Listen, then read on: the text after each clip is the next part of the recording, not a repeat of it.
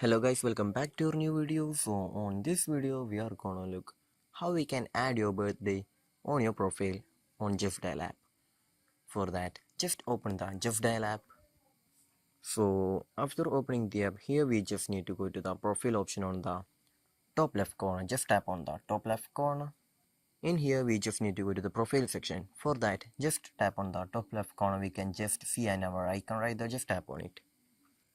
So here we can just see the option edit profile. Just tap on the edit profile option. Then go to the personal details option. In here we can just see the birthday option. We can see the add birthday option. Just tap on it. And then enter your date of birth right here.